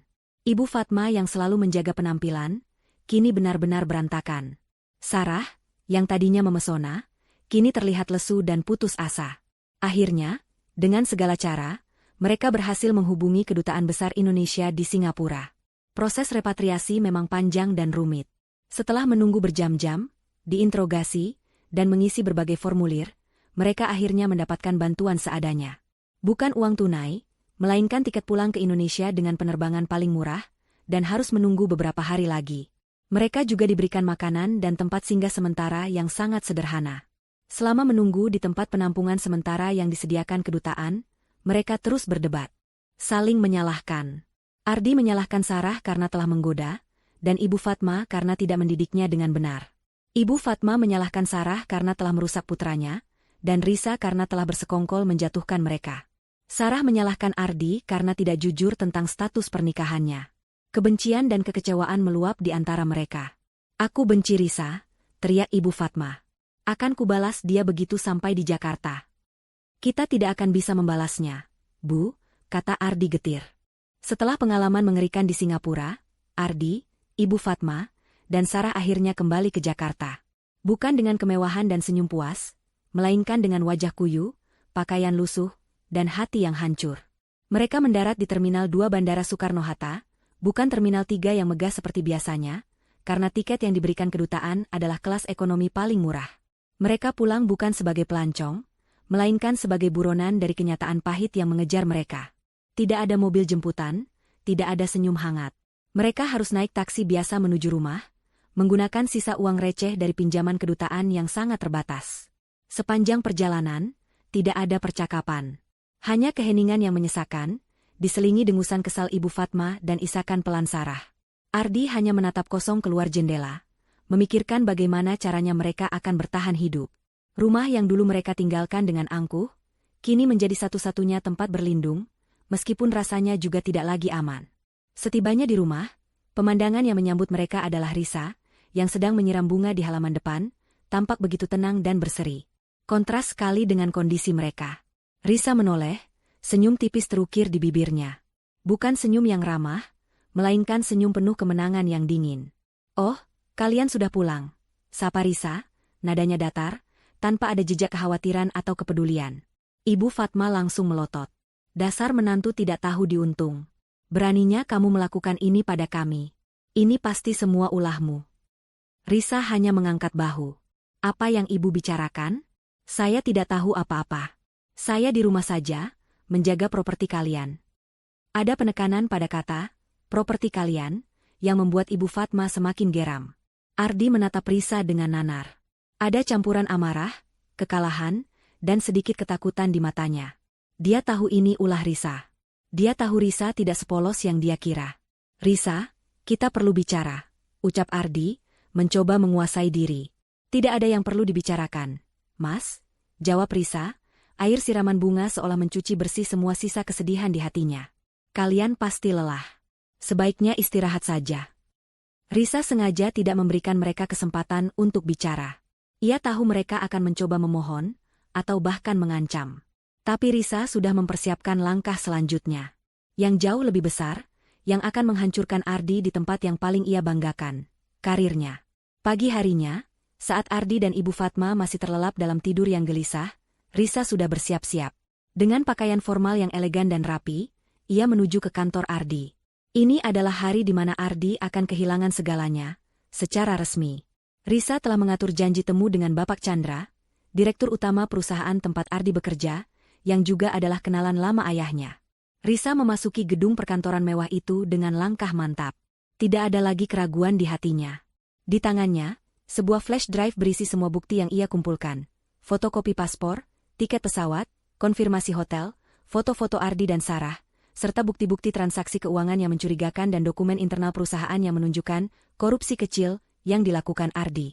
Lina telah membantu mengkompilasi semua data itu dengan sangat rapi dan mudah dimengerti. Bapak Chandra adalah pria paruh baya yang berwibawa, dikenal sangat menjunjung tinggi integritas. Ketika Risa masuk ruangannya, Bapak Chandra menyambutnya dengan ramah, meskipun ada ekspresi penasaran di wajahnya. Dia tahu Risa adalah istri Ardi, salah satu manajer di perusahaannya. "Selamat pagi, Bu Risa. Ada apa gerangan Anda datang kemari sepagi ini?" tanya Bapak Chandra. Risa tidak basa-basi. "Selamat pagi, Bapak Chandra. Saya datang kemari bukan sebagai istri dari salah satu karyawan Bapak, melainkan sebagai warga negara yang ingin melaporkan tindakan tidak etis dan dugaan korupsi yang dilakukan oleh Bapak Ardianto Wijaya dan saudari Sarah Kumala." Wajah Bapak Chandra langsung berubah serius. Ia mempersilakan Risa duduk. "Dugaan korupsi? Tolong jelaskan lebih lanjut." Risa menghela napas, kemudian mulai membeberkan semuanya. Dengan tenang, ia menceritakan tentang perselingkuhan Ardi dengan Sarah, lengkap dengan bukti tiket dan pemesanan hotel ke Singapura. "Mereka bahkan pergi liburan bersama, Pak, di saat saya ditinggal sendirian di rumah. Dan yang lebih menyakitkan, ibu mertua saya juga ikut dalam perselingkuhan ini, Pak." Bapak Chandra mendengarkan dengan saksama, sesekali mengangguk, ekspresinya semakin mengeras. "Saya tidak percaya Ardi akan melakukan hal seperti ini." "Ada buktinya, Pak," potong Risa, sambil menyerahkan flash drive itu. "Semua email, foto, dan detail perjalanan mereka ada di sini." Bapak Chandra memasukkan flash drive ke laptopnya, dan mulai melihat isinya. Ekspresinya semakin gelap saat melihat foto-foto Ardi dan Sarah, dan bukti perjalanan mereka. Ia menghela napas panjang. "Ini sangat serius, Bu Risa. Ini masalah etika dan moral yang parah." "Belum selesai, Pak," lanjut Risa. "Selain perselingkuhan, ada juga dugaan korupsi kecil yang dilakukan Ardi di kantor ini. Saya menemukan beberapa kejanggalan dalam laporan keuangan perjalanan dinasnya, serta beberapa faktur fiktif untuk pengadaan barang kantor yang sebenarnya tidak ada atau harganya di markup." Risa menjelaskan detailnya, menyebutkan tanggal, proyek, dan jumlah nominal yang mencurigakan, semua berdasarkan data yang telah Lina kumpulkan. "Lina, sahabat saya, seorang ahli IT, telah membantu saya mengumpulkan semua bukti transaksi ini, Pak. Dia bisa melacak jejak digitalnya." Mendengar kata korupsi dan bukti digital, Bapak Chandra langsung terlihat terkejut dan marah. Ini bukan lagi sekadar masalah pribadi Ardi, tetapi sudah menyangkut integritas perusahaan. Faktur fiktif? Markup? Ini serius sekali, Bu Risa. Saya akan segera melakukan audit internal. Apakah Anda yakin dengan semua bukti ini? "Saya yakin 100%, Pak," jawab Risa mantap. "Saya tidak akan main-main dengan hal ini. Saya hanya ingin keadilan. Dan saya yakin Bapak Chandra, sebagai pimpinan perusahaan, tidak akan mentolerir tindakan seperti ini." Bapak Chandra mengangguk. "Tentu saja, Bu Risa. Integritas adalah hal utama di perusahaan ini. Saya akan segera menindaklanjuti ini. Tim audit internal akan segera bergerak. Dan Ardi serta saudari Sarah akan segera dipanggil untuk dimintai keterangan." Risa berdiri. "Terima kasih, Bapak Chandra. Saya harap ini bisa menjadi pelajaran bagi mereka." Terima kasih kembali, Bu Risa, kata Bapak Chandra, nadanya kini penuh penghargaan. Anda sudah melakukan hal yang benar. Kami akan memastikan keadilan ditegakkan. Risa meninggalkan ruangan Bapak Chandra dengan perasaan lega yang luar biasa. Beban berat di dadanya seolah terangkat. Ia tidak hanya mengungkapkan perselingkuhan, tetapi juga menjatuhkan Ardi dari kursi jabatannya yang selama ini membuatnya angkuh. Ini adalah pukulan telak yang akan Ardi rasakan. Sementara Risa melangkah keluar dari gedung itu dengan kepala tegak, di rumahnya, Ardi baru saja terbangun. Ia merasa pusing dan mual. Ibu Fatma dan Sarah masih terlelap, wajah mereka sama-sama terlihat menderita. Ardi meraih ponselnya, mencoba menghubungi kantor. Ia harus masuk kerja. Ia tidak bisa terus-menerus bolos setelah liburan yang kacau ini. Belum sempat Ardi menghubungi kantor, ponselnya berdering. Itu adalah nomor kantor, dari sekretaris Bapak Chandra. Ardi mengangkatnya dengan rasa khawatir yang aneh. "Selamat pagi, Pak Ardi," sapa suara sekretaris itu formal. "Anda diminta untuk segera datang ke kantor." Ruang rapat utama perusahaan adalah saksi bisu kehancuran yang tak terhindarkan. Ardi dan Sarah duduk di sana, berhadapan dengan Bapak Chandra, Direktur Utama, serta Kepala Departemen SDM dan tim audit internal. Meja rapat yang panjang dan mengilap terasa dingin, mencerminkan suasana tegang yang mencekam. Ardi merasa tenggorokannya tercekat, dan pandangannya nanar menatap flash drive hitam yang tergeletak di tengah meja, seolah menuntut pertanggungjawaban. Bapak Chandra memulai pembicaraan dengan nada serius. "Ardianto, Saudari Sarah, kami telah menerima laporan yang sangat serius mengenai kalian berdua."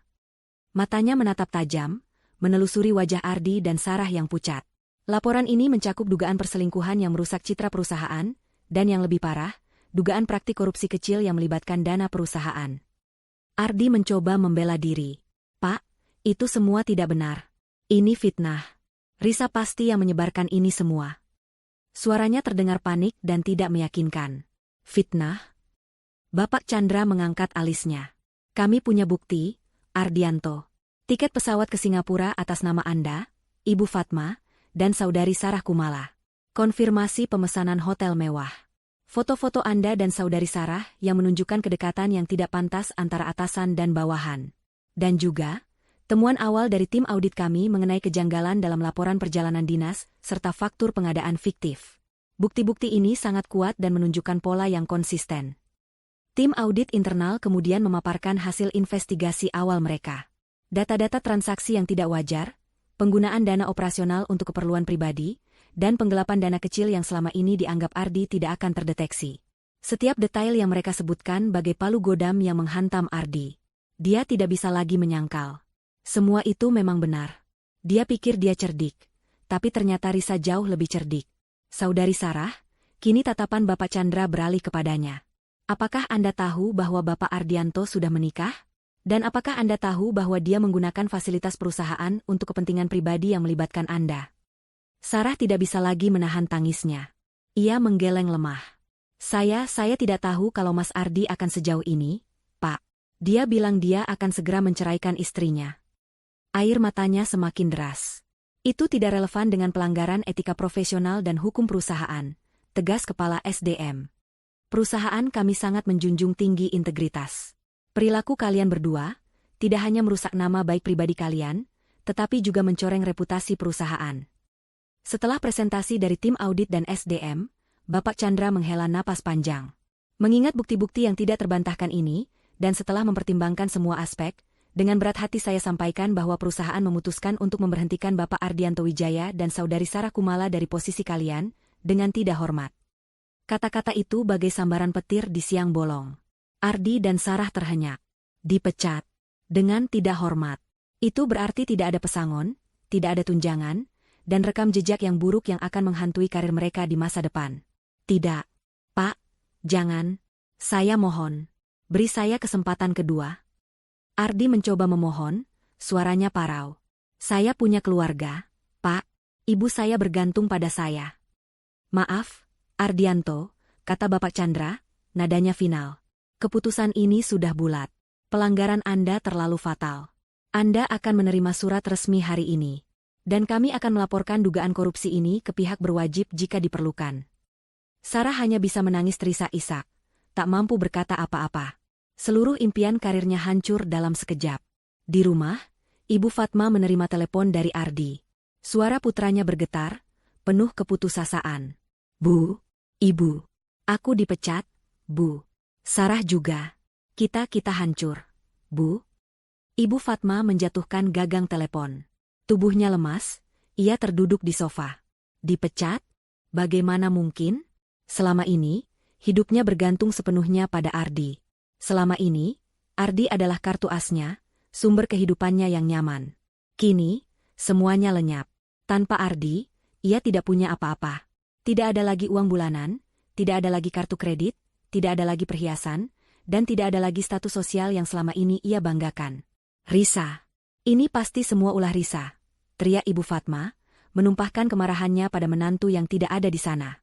Risa, di sisi lain, sedang duduk di pengadilan, ditemani oleh seorang pengacara handal yang direkomendasikan Lina.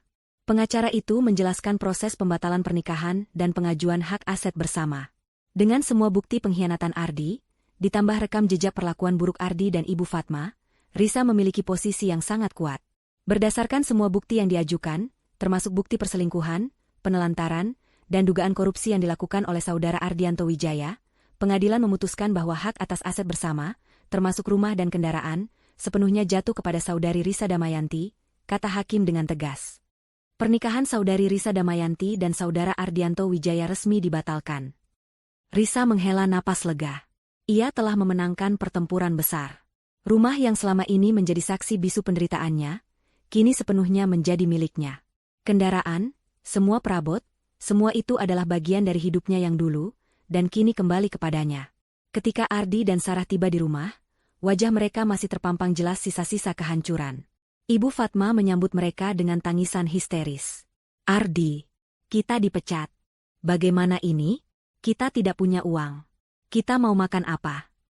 Belum sempat Ardi menjawab, sebuah surat resmi dari pengadilan sudah tergeletak di meja tamu. Ardi membukanya dengan tangan gemetar. Surat pembatalan pernikahan dan putusan hak aset. Ia membacanya cepat, matanya membelalak. Rumah ini, yang selama ini ia anggap miliknya, kini sah menjadi milik Risa sepenuhnya. Tidak, ini tidak mungkin. Ardi menjatuhkan surat itu. Risa, dia sudah mengambil semuanya. Ibu Fatma meraih surat itu, membacanya. Wajahnya yang sudah pucat kini semakin memucat. Rumah ini, mobil ini, semua ini diambil Risa? Kita mau tinggal di mana? Sarah yang melihat kekacauan itu hanya bisa terdiam. Dia tidak menyangka masalah ini akan sejauh ini. Dia hanya selingkuhan, dan sekarang dia juga menanggung akibatnya. Risa muncul dari kamarnya, mengenakan pakaian santai namun tetap terlihat berwibawa. Ia menatap mereka bertiga dengan pandangan datar. Sudah kalian baca suratnya? Tanyanya, suaranya tenang. Mulai hari ini, rumah ini dan semua aset di dalamnya adalah milik saya. Saya berikan waktu 24 jam untuk kalian mengosongkan rumah ini. Bawa barang-barang pribadi kalian saja. Risa, kamu gila? Ini rumah kita, teriak Ardi, melangkah maju. Rumah saya, Mas, koreksi Risa, tegas. Bukti hukumnya sudah jelas. Saya sudah menanggung semua perlakuan buruk kalian selama ini, dan kini saya mendapatkan keadilan. Pergi dari rumah saya, atau saya akan memanggil polisi. Ancaman Risa tidak main-main. Ardi tahu itu. Dia melihat ketegasan di mata Risa yang tak pernah ada sebelumnya. Ibu Fatma dan Sarah hanya bisa terdiam, pasrah. Mereka tahu, mereka tidak punya daya tawar lagi. Tidak ada uang, tidak ada pekerjaan, tidak ada rumah. Mereka benar-benar hancur. Dengan perasaan campur aduk antara marah, malu, dan putus asa, Ardi, Ibu Fatma, dan Sarah mulai mengemasi barang-barang pribadi mereka. Setiap barang yang mereka sentuh seolah mengingatkan mereka pada kemewahan yang dulu mereka miliki, kini hilang begitu saja. Mereka tidak punya pilihan lain selain pergi. Matahari pagi menyinari kota Jakarta, membawa harapan baru bagi sebagian orang. Namun bagi Ardi, Ibu Fatma, dan Sarah, sinarnya terasa seperti nyala api yang membakar sisa-sisa kehormatan mereka. Setelah diusir dari rumah yang kini sepenuhnya milik Risa, mereka terpaksa mencari perlindungan di sebuah kontrakan sempit di pinggiran kota. Kontrakan itu jauh dari kata layak. 2 kamar tidur kecil, kamar mandi jongkok, dan dapur mini yang pengap. Kontras sekali dengan kemewahan yang selalu mengelilingi mereka. Ini tidak mungkin. Kita tidak bisa tinggal di tempat seperti ini, jerit Ibu Fatma, matanya membelalak melihat kondisi kontrakan. Ia terbiasa hidup dalam gelimang harta, kini harus tidur di kasur tipis beralas tikar. Ardi, cepat cari pekerjaan. Kita tidak bisa hidup seperti ini. Ardi hanya bisa menghela napas. Wajahnya lesu, semangatnya hancur. Aku sudah mencoba, Bu. Aku sudah mengirimkan puluhan lamaran. Tapi belum ada panggilan. Sarah, yang tadinya diam, kini ikut angkat bicara. Aku juga, Mas. Semua perusahaan yang aku lamar tidak ada yang membalas. Bahkan yang level staf pun tidak. Kenyataan pahit itu menghantam mereka bertubi-tubi. Rekam jejak buruk mereka telah menyebar lebih cepat dari yang mereka bayangkan. Berita tentang pemecatan mereka dari perusahaan terkemuka dengan tuduhan perselingkuhan dan korupsi sudah menjadi rahasia umum di kalangan profesional di Jakarta. Tidak ada perusahaan yang mau mengambil risiko mempekerjakan mantan karyawan dengan reputasi seburuk itu. Pintu-pintu karir tertutup rapat bagi mereka. Hari-hari pertama di kontrakan itu adalah neraka. Mereka berdebat tiada henti. Saling menyalahkan. Ibu Fatma menyalahkan Ardi karena bodoh dan berselingkuh. Ardi menyalahkan Ibu Fatma karena selalu ikut campur dan memihak Sarah. Sarah menyalahkan Ardi karena tidak jujur tentang status pernikahannya dan menyeretnya ke dalam masalah ini. Kamu ini laki-laki macam apa, sih? Teriak Ibu Fatma pada suatu malam, saat mereka hanya bisa makan nasi dengan lauk tempe goreng. Mencari uang saja tidak becus. Dulu kamu janji akan membuat ibu bahagia. Bahagia bagaimana, Bu? Semua ini gara-gara ibu juga yang mendukung perselingkuhan saya dengan Sarah. Balas Ardi, emosinya meledak. Sarah hanya bisa menangis dalam diam, merasa menjadi beban dan sumber masalah. Mereka mencoba segala cara untuk mendapatkan uang. Ardi mencoba melamar pekerjaan sebagai sopir taksi online, tetapi identitasnya yang telah tercoreng membuatnya ditolak. Ia mencoba menjadi kuli bangunan, tetapi tubuhnya yang tidak terbiasa bekerja keras membuatnya mudah sakit dan tidak sanggup melanjutkan. Ibu Fatma mencoba menjual perhiasan imitasi yang tersisa, namun tidak ada yang tertarik. Akhirnya, mereka terpaksa menjual barang-barang pribadi mereka yang tersisa. Pakaian-pakaian bermerek yang dulu mereka banggakan, sepatu-sepatu mahal, dan jam tangan sederhana. Semuanya dilego dengan harga sangat murah di pasar loak demi sesuap nasi. Uang yang didapat hanya cukup untuk menyambung hidup dari hari ke hari. Aku tidak percaya kita sampai harus menjual ini semua, keluh Ibu Fatma, memeluk gaun pestanya yang terakhir. Dulu kita hidup bergelimang harta. Kita tidak punya pilihan lain, Bu, kata Ardi lesu. Jika tidak, kita akan kelaparan. Sementara itu, di sisi lain kota, Risa menjalani kehidupannya yang baru dengan penuh sukacita. Rumah yang dulu terasa dingin dan pengap, kini terasa hangat dan nyaman. Ia membersihkan setiap sudut rumah, menyingkirkan semua kenangan buruk, dan mengisi ruang itu dengan energi positif. Ia mengubah tata letak, membeli beberapa perabot baru yang sederhana namun sesuai selera, dan menanam bunga-bunga cantik di halaman. Rumah itu benar-benar menjadi istananya. Risa tidak lagi bangun pagi untuk melayani Ardi atau Ibu Fatma. Ia bangun untuk dirinya sendiri. Ia mulai menekuni hobinya yang sempat terabaikan, melukis. Kanvas-kanvas yang dulu hanya menjadi hiasan di sudut kamar, kini penuh dengan warna-warni kehidupan baru Risa. Ia juga mulai kembali bersosialisasi dengan teman-teman lamanya yang sempat terabaikan karena Ardi dan Ibu Fatma. Ia sering bertemu dengan Lina, berbagi cerita, dan tertawa lepas.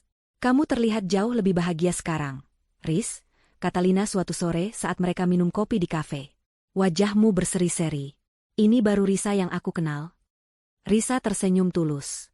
Aku merasa terlahir kembali, Lin. Beban di dadaku sudah terangkat. Aku tidak menyangka hidup bisa seringan ini tanpa mereka. Lina mengangguk. Tentu saja. Mereka adalah parasit yang menguras energimu. Sekarang kamu bebas. Risa juga mulai memikirkan masa depannya. Dengan aset rumah dan uang tabungan yang berhasil ia amankan dari Ardi, Risa memutuskan untuk memulai bisnis kecil-kecilan. Ia selalu memiliki ketertarikan pada kerajinan tangan dan desain. Dengan modal seadanya, ia mulai membuat pernak-pernik unik dan menjualnya secara online. Awalnya memang sulit, tetapi dengan ketekunan dan dukungan Lina, bisnisnya perlahan mulai berkembang. Kamu punya bakat, Riz, kata Lina suatu kali, melihat salah satu hasil karya Risa. Aku yakin ini akan sukses. Di sisi lain, Ardi, Ibu Fatma, dan Sarah semakin terpuruk. Mereka mencoba mencari pekerjaan di sektor informal. Ardi pernah bekerja sebagai pengantar galon air mineral, tetapi tenaganya tidak kuat. Ibu Fatma mencoba menjadi pembantu rumah tangga, namun sikapnya yang angkuh dan terbiasa dilayani membuatnya sering dipecat. Sarah, dengan penampilannya yang tadinya menawan, mencoba melamar sebagai pramuniaga di toko, tetapi tidak ada yang mau menerimanya karena tidak punya pengalaman di bidang itu dan riwayat pekerjaannya yang buruk. Makanan sehari-hari mereka kini hanyalah mie instan atau nasi dengan telur ceplok. Mereka bahkan sering kelaparan. Ibu Fatma yang dulunya gemuk dan segar, kini kurus dan terlihat tua. Ardi yang gagah, kini kurus kering dan lesu. Sarah yang modis, kini mengenakan pakaian bekas yang usang. Pernah suatu ketika, Ardi mencoba melamar pekerjaan cleaning service di sebuah gedung perkantoran. Saat wawancara, ia bertemu dengan mantan rekan kerjanya yang kini menjabat posisi lebih tinggi. Mantan rekan kerjanya itu mengenali Ardi, dan hanya tersenyum sinis. "Maaf, Ardi, kami tidak bisa menerima Anda. Reputasi Anda sudah sampai ke telinga kami." Ardi menunduk, merasa sangat malu. Ia pulang dengan tangan hampa lagi. Setiap malam, mereka hanya bisa termenung, meratapi nasib. "Kenapa ini bisa terjadi pada kita?" keluh Ibu Fatma. "Ini semua salah Risa. Dia penyihir." Risa hanya membalas, "Bu," kata Ardi pahit. "Kita memang sudah keterlaluan padanya." Sarah mengangguk setuju, ia pun mulai menyadari betapa buruknya perbuatan mereka. Hidup dari nol bukan hanya tentang tidak punya uang, tetapi juga tidak punya harapan, tidak punya harga diri. Mereka yang dulu begitu bangga dan meremehkan orang lain, kini merasakan pahitnya hidup di posisi paling bawah. Ini adalah karma, sebuah keadilan yang datang dalam bentuk kemiskinan dan penderitaan. Dan Risa, ia telah berhasil menata kembali hidupnya dengan kebahagiaan yang jauh lebih sejati. Musim berganti, namun penderitaan Ardi, Ibu Fatma, dan Sarah tak kunjung reda. Kontrakan sempit itu menjadi saksi bisu kejatuhan mereka. Aroma masakan murah dan bau apek mendominasi udara, jauh berbeda dari harum mewah yang dulu selalu mereka hirup. Mereka kini hidup dalam lingkaran setan kemiskinan dan keputusasaan, saling menyalahkan dan memendam kebencian yang mendalam. Setiap pagi, rutinitas mereka sama. Ardi akan keluar mencari pekerjaan serabutan yang bisa ia dapatkan, seringkali hanya menjadi buruh angkut atau pembantu toko. Tenaganya tidak sekuat dulu, dan fisiknya seringkali drop. Ibu Fatma akan mencoba peruntungan di pasar, menawarkan jasa cuci setrika atau menjual jajanan kecil yang ia buat seadanya. Sementara Sarah, yang paling muda di antara mereka, mencoba melamar pekerjaan di berbagai tempat, namun selalu berakhir dengan penolakan yang sama. "Aku lelah. Aku tidak sanggup lagi hidup seperti ini," teriak Ibu Fatma suatu malam, saat Ardi pulang dengan tangan hampa lagi. Wajahnya kurus, garis-garis kerutan di wajahnya semakin dalam, dan matanya menyiratkan keputusasaan yang nyata. "Ini semua salahmu, Ardi. Kalau saja kamu tidak selingkuh, kita tidak akan jadi begini." "Salahku? Ibu juga yang mendukungku, Bu. Ibu juga yang memuji Sarah, yang meremehkan Risa. Ibu bahkan ikut liburan bersama kami," balas Ardi tak kalah sengit, suaranya parau karena kelelahan. Rambutnya kini panjang dan tidak terawat, janggutnya tumbuh lebat, dan sorot matanya yang dulu penuh percaya diri kini kosong. Sarah, yang tadinya hanya diam di sudut, akhirnya ikut angkat bicara. "Sudahlah. Berhenti saling menyalahkan. Kita semua salah." Ia sendiri juga merasa bersalah. Hidupnya yang tadinya menjanjikan, kini hancur karena terlibat dengan Ardi. Ia sering membayangkan bagaimana hidupnya jika ia tidak pernah bertemu Ardi. "Kamu juga salah, Sarah." Ibu Fatma menunjuk Sarah dengan jari gemetar. "Kamu penggoda. Kamu yang merusak putraku. Kalau tidak ada kamu, Ardi tidak akan seperti ini." "Aku penggoda?" "Mas Ardi yang mendekatiku. Dia bilang dia akan menceraikan istrinya." "Aku tidak tahu dia punya istri semenyebalkan itu," balas Sarah, air matanya tumpah. Pertengkaran itu menjadi pemandangan sehari-hari di kontrakan itu. Kebencian menggerogoti mereka dari dalam. Mereka tidak lagi memiliki ikatan keluarga atau cinta, yang tersisa hanyalah rasa frustrasi dan penyesalan yang mendalam. Suatu hari, saat Ardi sedang berjalan pulang setelah seharian mencari pekerjaan tanpa hasil, ia melewati sebuah toko roti kecil. Aroma roti yang baru dipanggang menyeruak, mengingatkannya pada masa lalu. Dulu, Risa sering membuatkan roti dan kue untuknya. Risa juga sering membelikan roti kesukaannya. Pikirannya melayang pada Risa. Risa yang dulu selalu ia remehkan, ia anggap tidak menarik, ia perlakukan seperti pembantu. Kini, Risa adalah satu-satunya orang yang memiliki segalanya, yang hidup bahagia, sementara ia terpuruk. Penyesalan itu datang menghantam Ardi seperti gelombang besar. Ia ingat bagaimana Risa selalu berusaha menjadi istri yang baik, bagaimana Risa selalu menjaga rumah dengan rapi, dan bagaimana Risa selalu bersabar menghadapi sindiran Ibu Fatma. Ia ingat bagaimana Risa selalu mencoba berbicara dengannya, namun ia selalu mengabaikannya. Ardi melihat toko roti itu lagi, dan bayangan senyum tulus Risa terlintas di benaknya. Senyum yang kini mungkin tak akan pernah ia lihat lagi.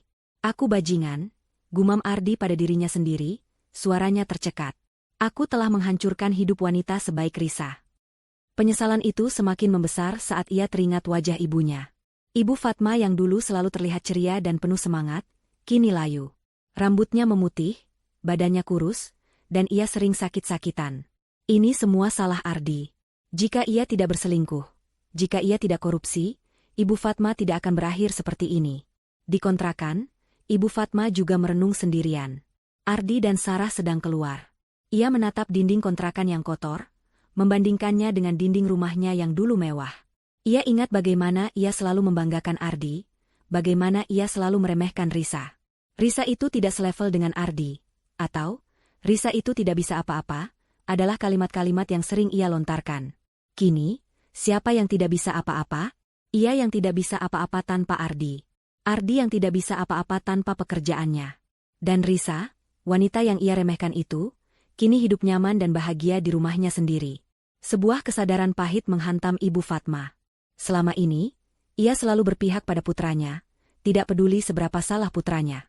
Ia selalu membenarkan Ardi dan menyalahkan Risa. Ia selalu mengira Risa lemah dan tidak akan berani melawan. Tapi ia salah besar. Risa bangkit dan membalas dendam dengan cara yang paling telak. Menghancurkan sumber kehidupan mereka dan membuat mereka merasakan penderitaan yang sama. Aku telah melakukan kesalahan besar, bisik Ibu Fatma, air mata mulai menggenang di matanya yang sayu. Ia menyesali semua kata-kata kasarnya, semua perlakuan buruknya pada Risa. Ia menyesal karena telah membiarkan Ardi berselingkuh dan merusak hidup banyak orang, termasuk dirinya sendiri. Ketika Ardi dan Sarah pulang, suasana di kontrakan terasa lebih berat dari biasanya. Tidak ada lagi pertengkaran, hanya keheningan yang menyiksa. Ardi duduk di sudut, menatap lantai. Ibu Fatma menatap kosong keluar jendela. Sarah hanya bisa menangis dalam diam. Aku menyesal, ucap Ardi tiba-tiba, suaranya serak. Ibu Fatma dan Sarah menoleh. Aku menyesal telah melakukan semua ini. Aku menyesal telah menyakiti Risa, dan aku menyesal telah membuat ibu dan Sarah menderita seperti ini. Ibu Fatma menatap Ardi. Air mata mengalir di pipinya. Ibu juga menyesal, Ardi. Ibu menyesal karena selalu mendukungmu, padahal ibu tahu kamu salah. Ibu menyesal telah menyakiti Risa. Ibu bodoh karena tidak menyadari betapa baiknya Risa. Sarah terisak, kemudian ikut berbicara. Aku juga menyesal, Mas. Seandainya aku tahu semua ini akan terjadi. Untuk pertama kalinya setelah kehancuran mereka, ada kejujuran di antara ketiganya. Ada penyesalan tulus yang menyelimuti mereka. Namun, penyesalan itu datang terlambat. Pintu untuk kembali ke kehidupan lama mereka telah tertutup rapat. Mereka telah kehilangan segalanya, bukan hanya harta benda, tetapi juga martabat dan hubungan satu sama lain. Mereka kini hidup dalam kehampaan, dibayangi oleh kebohongan dan pengkhianatan yang telah mereka tabur. Karma telah menemukan jalannya, dan kini mereka menuai hasilnya. Musim berganti, namun penderitaan Ardi, Ibu Fatma, dan Sarah tak kunjung reda. Kontrakan sempit itu menjadi saksi bisu kejatuhan mereka. Aroma masakan murah dan bau apek mendominasi udara, jauh berbeda dari harum mewah yang dulu selalu mereka hirup. Mereka kini hidup dalam lingkaran setan kemiskinan dan keputusasaan, saling menyalahkan dan memendam kebencian yang mendalam. Setiap pagi, rutinitas mereka sama, Ardi akan keluar mencari pekerjaan serabutan yang bisa ia dapatkan, seringkali hanya menjadi buruh angkut atau pembantu toko. Tenaganya tidak sekuat dulu, dan fisiknya seringkali drop. Ibu Fatma akan mencoba peruntungan di pasar, menawarkan jasa cuci setrika atau menjual jajanan kecil yang ia buat seadanya. Sementara Sarah, yang paling muda di antara mereka, mencoba melamar pekerjaan di berbagai tempat, namun selalu berakhir dengan penolakan yang sama. Aku lelah. Aku tidak sanggup lagi hidup seperti ini, teriak Ibu Fatma suatu malam, saat Ardi pulang dengan tangan hampa lagi. Wajahnya kurus, garis-garis kerutan di wajahnya semakin dalam, dan matanya menyeratkan keputusasaan yang nyata. Ini semua salahmu, Ardi, kalau saja kamu tidak selingkuh, kita tidak akan jadi begini. Salahku? Ibu juga yang mendukungku, Bu. Ibu juga yang memuji Sarah, yang meremehkan Risa. Ibu bahkan ikut liburan bersama kami, balas Ardi tak kalah sengit, suaranya parau karena kelelahan. Rambutnya kini panjang dan tidak terawat, janggutnya tumbuh lebat, dan sorot matanya yang dulu penuh percaya diri kini kosong. Sarah, yang tadinya hanya diam di sudut, akhirnya ikut angkat bicara. Sudahlah. Berhenti saling menyalahkan. Kita semua salah. Ia sendiri juga merasa bersalah. Hidupnya yang tadinya menjanjikan, kini hancur karena terlibat dengan Ardi. Ia sering membayangkan bagaimana hidupnya jika ia tidak pernah bertemu Ardi. Kamu juga salah, Sarah. Ibu Fatma menunjuk Sarah dengan jari gemetar. Kamu penggoda. Kamu yang merusak putraku. Kalau tidak ada kamu, Ardi tidak akan seperti ini. Aku penggoda? Mas Ardi yang mendekatiku. Dia bilang dia akan menceraikan istrinya. Aku tidak tahu dia punya istri semenyebalkan itu. Balas Sarah, air matanya tumpah. Pertengkaran itu menjadi pemandangan sehari-hari di kontrakan itu. Kebencian menggerogoti mereka dari dalam. Mereka tidak lagi memiliki ikatan keluarga atau cinta. Yang tersisa hanyalah rasa frustrasi dan penyesalan yang mendalam. Suatu hari, saat Ardi sedang berjalan pulang setelah seharian mencari pekerjaan tanpa hasil, ia melewati sebuah toko roti kecil. Aroma roti yang baru dipanggang menyeruak, mengingatkannya pada masa lalu. Dulu, Risa sering membuatkan roti dan kue untuknya. Risa juga sering membelikan roti kesukaannya. Pikirannya melayang pada Risa. Risa yang dulu selalu ia remehkan, ia anggap tidak menarik, ia perlakukan seperti pembantu. Kini, Risa adalah satu-satunya orang yang memiliki segalanya, yang hidup bahagia, sementara ia terpuruk. Penyesalan itu datang menghantam Ardi seperti gelombang besar. Ia ingat bagaimana Risa selalu berusaha menjadi istri yang baik, bagaimana Risa selalu menjaga rumah dengan rapi, dan bagaimana Risa selalu bersabar menghadapi sindiran Ibu Fatma. Ia ingat bagaimana Risa selalu mencoba berbicara dengannya, namun ia selalu mengabaikannya. Ardi melihat toko roti itu lagi, dan bayangan senyum tulus Risa terlintas di benaknya. Senyum yang kini mungkin tak akan pernah ia lihat lagi. Aku bajingan, gumam Ardi pada dirinya sendiri, suaranya tercekat. Aku telah menghancurkan hidup wanita sebaik Risa. Penyesalan itu semakin membesar saat ia teringat wajah ibunya. Ibu Fatma yang dulu selalu terlihat ceria dan penuh semangat, kini layu. Rambutnya memutih, badannya kurus, dan ia sering sakit-sakitan. Ini semua salah Ardi. Jika ia tidak berselingkuh, jika ia tidak korupsi, Ibu Fatma tidak akan berakhir seperti ini. Di kontrakan, Ibu Fatma juga merenung sendirian. Ardi dan Sarah sedang keluar. Ia menatap dinding kontrakan yang kotor, membandingkannya dengan dinding rumahnya yang dulu mewah. Ia ingat bagaimana ia selalu membanggakan Ardi, bagaimana ia selalu meremehkan Risa. Risa itu tidak selevel dengan Ardi, atau Risa itu tidak bisa apa-apa, adalah kalimat-kalimat yang sering ia lontarkan. Kini, siapa yang tidak bisa apa-apa? Ia yang tidak bisa apa-apa tanpa Ardi. Ardi yang tidak bisa apa-apa tanpa pekerjaannya. Dan Risa, wanita yang ia remehkan itu, kini hidup nyaman dan bahagia di rumahnya sendiri. Sebuah kesadaran pahit menghantam Ibu Fatma. Selama ini, ia selalu berpihak pada putranya, tidak peduli seberapa salah putranya. Ia selalu membenarkan Ardi dan menyalahkan Risa. Ia selalu mengira Risa lemah dan tidak akan berani melawan. Tapi ia salah besar. Risa bangkit dan membalas dendam dengan cara yang paling telak. Menghancurkan sumber kehidupan mereka dan membuat mereka merasakan penderitaan yang sama. Aku telah melakukan kesalahan besar, bisik Ibu Fatma, air mata mulai menggenang di matanya yang sayu. Ia menyesali semua kata-kata kasarnya, semua perlakuan buruknya pada Risa. Ia menyesal karena telah membiarkan Ardi berselingkuh dan merusak hidup banyak orang, termasuk dirinya sendiri. Ketika Ardi dan Sarah pulang, suasana di kontrakan terasa lebih berat dari biasanya.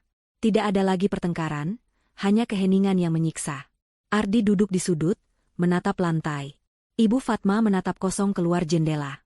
Sarah hanya bisa menangis dalam diam. Aku menyesal, ucap Ardi tiba-tiba, suaranya serak. Ibu Fatma dan Sarah menoleh. Aku menyesal telah melakukan semua ini. Aku menyesal telah menyakiti Risa, dan aku menyesal telah membuat ibu dan Sarah menderita seperti ini. Ibu Fatma menatap Ardi. Air mata mengalir di pipinya. Ibu juga menyesal, Ardi. Ibu menyesal karena selalu mendukungmu, padahal ibu tahu kamu salah. Ibu menyesal telah menyakiti Risa. Ibu bodoh karena tidak menyadari betapa baiknya Risa. Sarah terisak, kemudian ikut berbicara. Aku juga menyesal, Mas. Seandainya aku tahu semua ini akan terjadi. Untuk pertama kalinya setelah kehancuran mereka, ada kejujuran di antara ketiganya. Ada penyesalan tulus yang menyelimuti mereka. Namun, penyesalan itu datang terlambat. Pintu untuk kembali ke kehidupan lama mereka telah tertutup rapat. Mereka telah kehilangan segalanya, bukan hanya harta benda, tetapi juga martabat dan hubungan satu sama lain. Mereka kini hidup dalam kehampaan, dibayangi oleh kebohongan dan pengkhianatan yang telah mereka tabur. Karma telah menemukan jalannya, dan kini mereka menuai hasilnya. 3 tahun telah berlalu sejak pertemuan tak terduga di pasar, pertemuan yang menjadi penutup babak balas dendam Risa. Kini, Risa menjalani hidupnya dengan penuh makna dan sukacita. Ia tidak lagi dihantui oleh bayang-bayang masa lalu yang kelam. Rumahnya, yang dulu terasa seperti sangkar emas, kini benar-benar menjadi istana kebahagiaannya. Ia telah mengubah setiap sudut, mengisi setiap ruang dengan tawa, kedamaian, dan energi positif.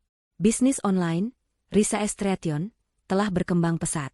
Dari hanya menjual kerajinan tangan, kini ia juga merancang pakaian, pernak-pernik dekorasi rumah, dan bahkan membuka kelas daring untuk mengajar orang lain membuat kerajinan. Risa dikenal sebagai pengusaha muda yang inspiratif. Kisahnya tentang bangkit dari keterpurukan menjadi motivasi banyak orang. Keuangannya stabil, ia bisa bepergian kemanapun ia mau, dan tidak perlu lagi khawatir tentang apapun. Ia telah mencapai kemandirian finansial yang selama ini ia impikan. Risa, desain yang ini sangat diminati pelanggan, kata salah satu asistennya suatu pagi, menunjukkan laporan penjualan. Kita harus segera memproduksi lebih banyak. Risa tersenyum puas. Bagus. Pastikan kualitasnya tetap terjaga ya. Ia tidak hanya sukses dalam karir, tetapi juga dalam kehidupan pribadinya. Lina, sahabat setianya, adalah pilar utama kebahagiaan Risa. Mereka sering menghabiskan waktu bersama, berbagi cerita, dan saling mendukung. Risa juga dikelilingi oleh lingkaran pertemanan baru yang tulus, yang melihatnya sebagai individu yang kuat dan inspiratif, bukan hanya istri yang teraniaya di masa lalu. Kamu terlihat begitu damai, Riz, kata Lina suatu sore saat mereka minum kopi di beranda rumah Risa. Risa mengangguk. Aku memang merasakan itu, Lin. Dulu, aku pikir balas dendam itu adalah tentang membuat mereka menderita. Tapi ternyata, kemenangan sejati itu adalah tentang membebaskan diri sendiri. Membiarkan kebahagiaan dan kedamaian masuk ke dalam hidupku. Lina tersenyum. Itu benar. Kamu tidak lagi membiarkan mereka mengendalikan emosimu. Itu adalah kemenangan terbesar. Risa juga telah menemukan cinta lagi. Bukan cinta yang tergesa-gesa, melainkan cinta yang tumbuh perlahan dari persahabatan dan rasa saling menghargai. Namanya Daniel, seorang arsitek muda yang bertemu dengannya dalam sebuah pameran seni. Daniel adalah pria yang tulus, dewasa, dan sangat menghargai Risa apa adanya. Ia tahu tentang masa lalu Risa, dan ia tidak pernah menghakimi. Daniel justru mengagumi kekuatan dan ketabahan Risa. Suatu malam, saat mereka makan malam romantis di sebuah restoran, Daniel menggenggam tangan Risa. Aku sangat bangga padamu, Risa. Kamu telah melewati banyak hal, dan kamu bangkit menjadi pribadi yang luar biasa. Risa tersenyum, matanya berkaca-kaca. Terima kasih, Daniel. Aku sangat bersyukur bisa bertemu denganmu. Ia menyadari bahwa balas dendam terbaik bukanlah tentang melihat Ardi, Ibu Fatma, dan Sarah hancur sepenuhnya. Pemandangan mereka yang terpuruk memang sempat memberinya kepuasan. Tetapi kepuasan itu hanya sesaat.